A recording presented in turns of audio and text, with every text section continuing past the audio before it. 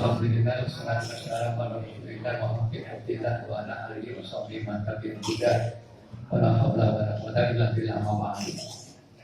Hadirin jamaah sholat subuh yang berbahagia, tadi sudah diterangkan secara jelas tentang pokok-pokok daripada akikah, ya, akikah. Inti daripada akikah ini sebenarnya adalah permulaan daripada pendidikan manusia di muka bumi ini, di mana itu lahir. Islam mengajarkan untuk membacakan azan pada telinga kanan dan iqamah pada telinga kiri. Iftahu ala sibyanikum awwala kalimatin la ilaha illallah. Itu sabda Nabi. Iftahu, maka mulailah ala sibyanikum terhadap anak bayimu itu awwala kalimatin, kata-kata yang pertama-tama yaitu la ilaha illallah. Begitu pentingnya memperkenalkan kalimat la ilaha illallah, memperkenalkan kehadiran Allah itu kepada si jabang bayi yang masih merah, yang belum terbuka matanya, ya. Tetapi ada satu mata indera yang Allah ciptakan kepada setiap manusia pada awalnya yang sudah bekerja lebih dahulu, yaitu pendengaran. Para ahli berpendapat bahwa panca indera yang pertama kali berfungsi adalah pendengaran. Bahkan panca indera yang terakhir kali ya masih bisa bertahan adalah juga pendengaran.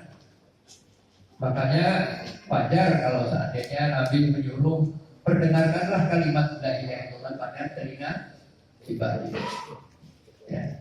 Tadi dikatakan oleh Ustaz kita bahwasanya setan itu takut dengan kalimat la ilaha illallah. Nabi beliau pernah bersabda gitu. Alaikum bikasrati la ilaha illallah wa istighfar. Dalam kamu sekalian bikasrati la ilaha illallah, untuk memperbanyak mengucapkan la ilaha illallah wa istighfar, kalimat istighfar.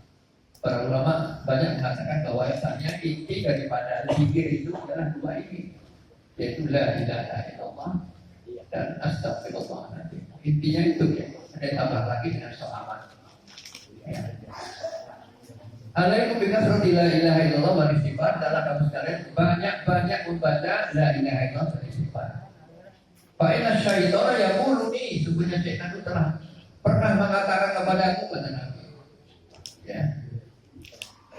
Ahlakun nasa bizunubi, aku celakakan manusia itu dengan banyak berbuat dosa.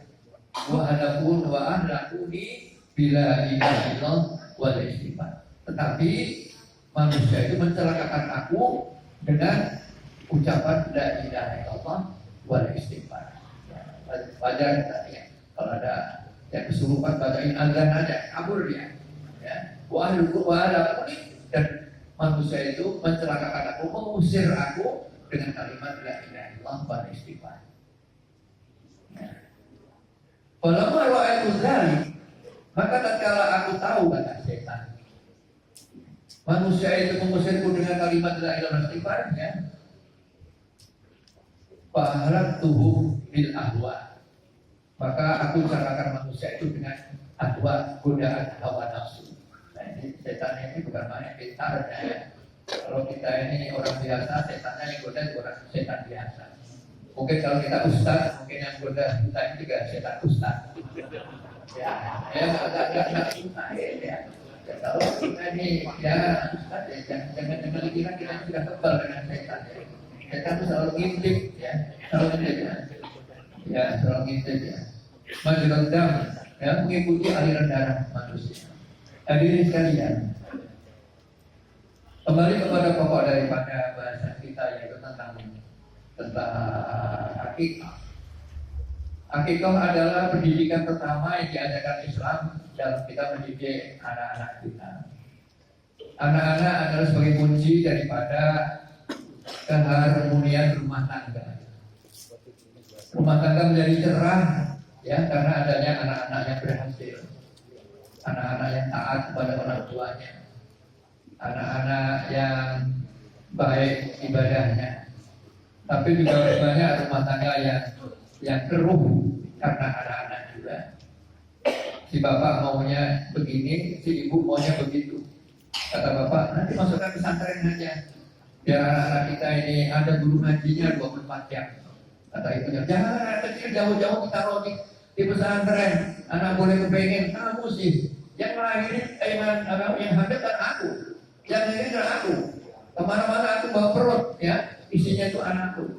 Anak dia sekolah di sini, sekolah umum aja dekat sama aku, ya. Jadi ribut masalah anak, ya. Tapi juga tidak mustahil banyak sekali rumah tangga yang cekcok yang karena tidak ada anak. Banyak sekali entah yang tahu itu mungkin Pak Dr. Taufik lebih kan Pak yang tahu angka perceraian karena sebab tidak ada keturunan itu berapa persen tanya sama beliau ya yang tahu ya. Tapi tidak mustahil memang masalah anak ini banyak mewarnai keharmonian rumah tangga. Tapi tidak semua rumah tangga itu segera dikaruniai Allah. Itu diterangkan di dalam Al-Quran ada 2 nabi. Ya, ini nabi ya, Rasul katanya.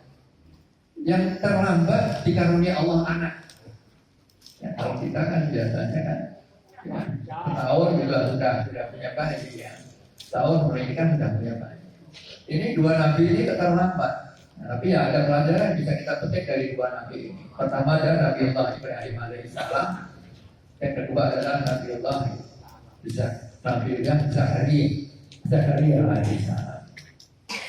Ada saya kutip di dalam surah As-Saffat ya. Keluhan daripada Nabi Allah Ibrahim alaihissalam. Sudah 70 tahun menikah belum dikaruniai anak. 70 tahun kita belum ada apa-apa ya. Nabi itu umurnya ratusan tahun. Ya, kalau bapak-bapak anak pergi ke Mekah, ya ke Jeddah itu lihat kuburannya daripada Nabi Adam itu panjangnya 12 meter.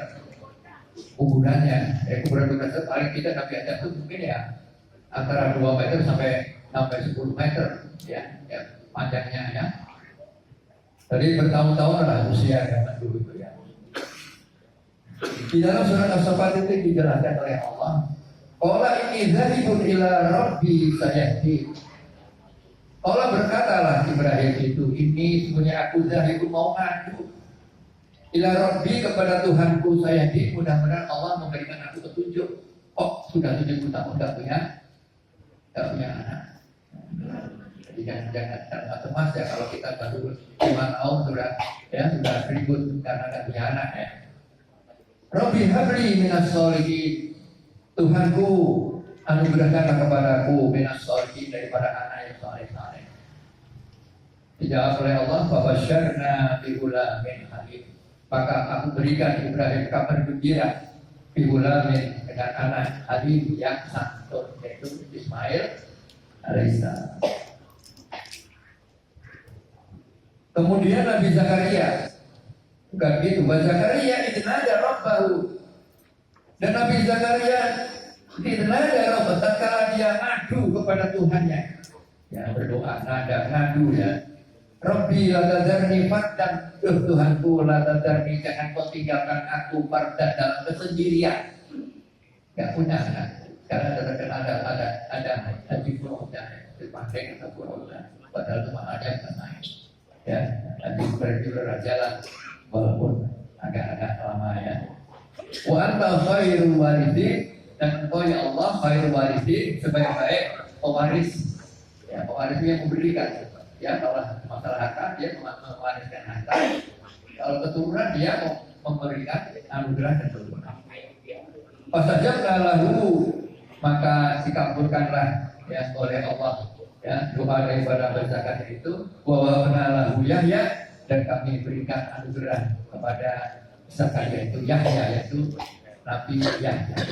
Wa aslahna lahu zawjahu, dan kami sehatkan kandungan daripada istri Zakaria itu, maknanya ini terhamil ya, dan terhamil. Di dalam surat Maryam ini lebih keras lagi ini doanya daripada Nabi Zakaria karena belum punya keturunan.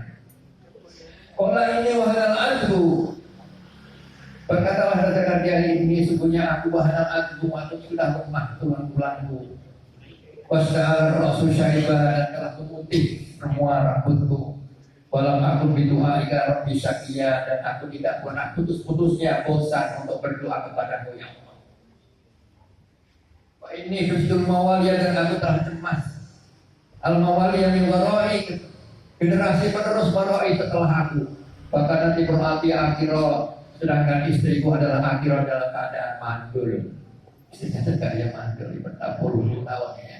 Wahabli miladunka waliya, maka anugerahkanlah li kepadaku miladunka waliya, dari hadiah-hadiah waliya adalah pemimpin atau penerus. Yang itu yang akan meneruskan tugasku.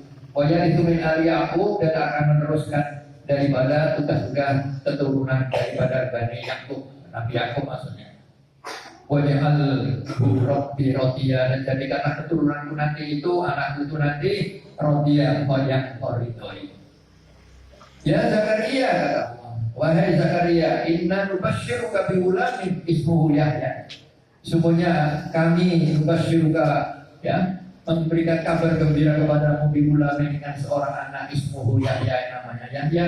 Lam naj'allahu min qablu samia, belum pernah kami berikan nama seperti itu, nama Yahya itu sebelumnya. Hadirin sekalian, jadi dua nabi ini juga mengalami hal yang sama dengan kita, ya, terlambat mempunyai keturunan. Tidak harus bercerai, ya, sebetulnya tidak harus bercerai, ya, tidak harus bercerai. Tetapi mintalah kepada Allah, karena Allah itu adalah khairul waliyin.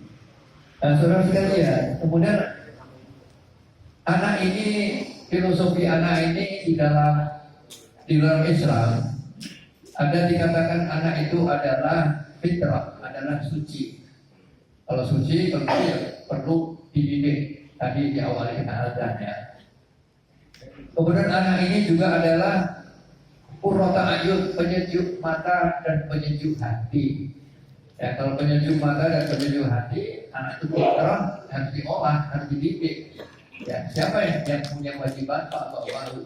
Maka kedua Yuhabidan ini, apakah anaknya akan menjadi anak Yahudi, Nasironi, apakah akan menjadi anak Nasrani, Majusani atau anak penyembah api. Ya, tergantung kedua orang tuanya. Ya, didiklah. Ya. Kita sering berdoa, Allahumma ja'alna min azwajina wa auladina min ahlil khair, min ahlil ilmi wa ahlil khair. Ya, mudah-mudahan anak menjadi ahlil ilmi, orang yang alim, punya pengetahuan, wa ahlil khair, dan orang yang baik-baik. Karena itulah saudara sekalian, adalah kewajiban kita para orang tua. Bagaimana menjadikan anak ini tergantung kita orang tua. Ditambah lagi kata ahli pendidikan, dan tergantung juga masyarakatnya. Karena pengaruh daripada masyarakat itu juga tidak kecil, ya. Sampai-sampai pengaruh masyarakat itu dijadikan salah satu 4 unsur yang penting daripada kebahagiaan manusia. Arba'un min sa'adatil mar'i, ada 4 hal yang menjadikan manusia itu bahagia. Ya, ayakuna zaujatuhu sholihah, istrinya itu seorang sholihah. Sholihah jangan diartikan sholihah itu orang yang ibadahnya baik, tapi sholihah itu diartikan oleh ulama juga seorang pendidik yang ulung. Ibu itu orang pendidik, ya. Ya, jadi karena dia rohiyatun ibadah dididik dari baik dia adalah manajer, dia adalah pemimpin di rumah tangga suaminya. Suaminya dari nafkah, istrinya ini mendidik anak. Ya, kalau istrinya itu nggak punya ilmu pendidikan, ya anaknya ini ya kurang berhasil baik. Karena ada matematik, ibunya juga bisa matematik, ya, harus bisa matematik supaya bisa ngajarin anak-anak tidak bisa membayar tunai misalnya. Wa auladu abrara, dan yang kedua adalah anak-anaknya yang abrara, yang soleh, yang baik, yang santun. Wa ayyakuna rizquhu fi biladihi, dan adalah rizkinya itu masih di negerinya sendiri. Ya, kalau bisa cari rezeki dan jauh-jauh, supaya apa? Supaya bapaknya itu juga bisa ikut ngawasi anak-anaknya. Ya. Jangan jauh-jauh. Kalau jauh ya bawa aja keluarganya pindah.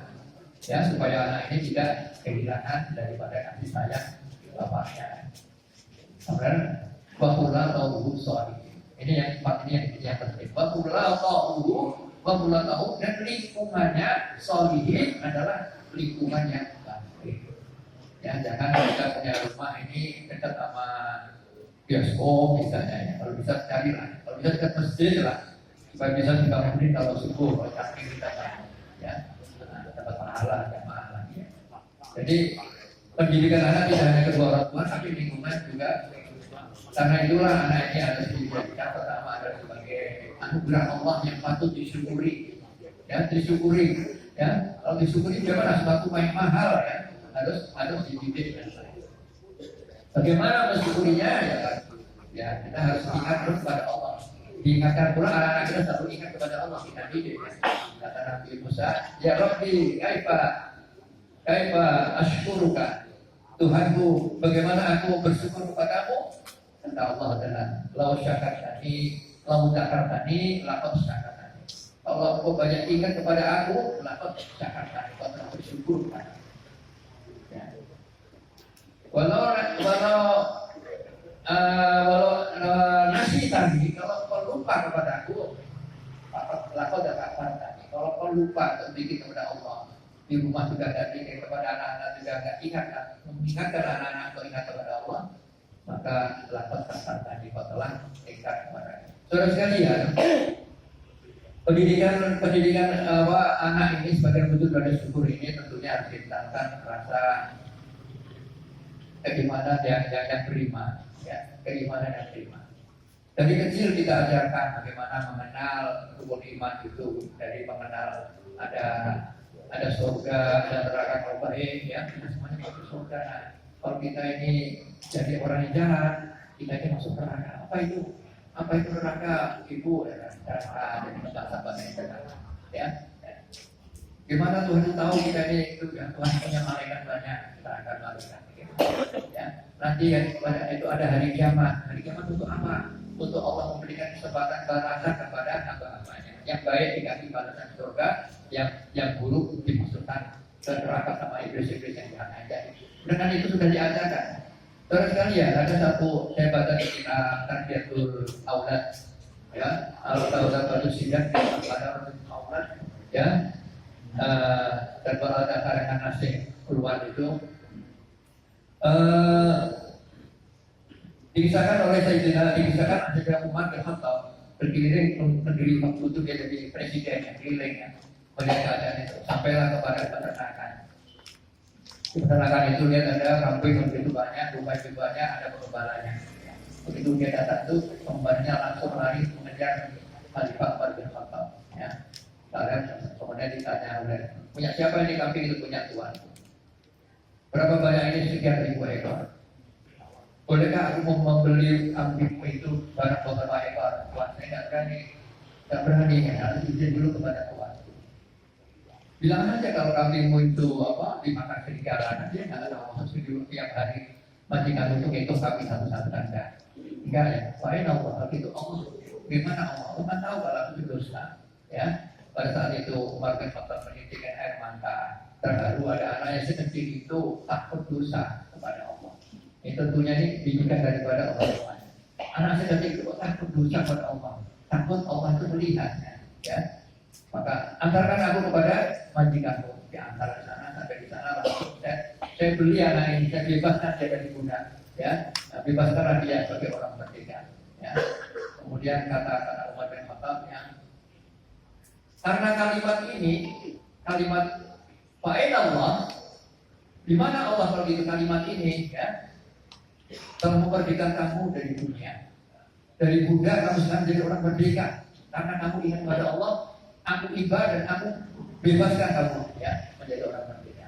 Mudah-mudahan dengan kalimat ini pula, fa'in Allah juga memerdekakan kamu nanti yang di akhirat. Nah, itu aja Nabi Umar bin Khattab ya. Yang kedua ada satu kisah sebagai penutup daripada uraian ini. Dalam kitab Tarbiyatul Aulad, pendidikan anak dalam Islam ini juga dipisahkan oleh pendekar muda Syekh Sultan Aulia Abdul Qadir Al-Jailani, ya, Abdul Qadir Al-Jailani, Abdul Qadir muda. Dia mau belajar dari Mekah, mau menuju ke kota Baghdad. Di tengah jalan ternyata dengan rombongannya itu disekap oleh penyamung, oleh begal ya, oleh penyamung, oleh perampok. Ya, dimintalah semua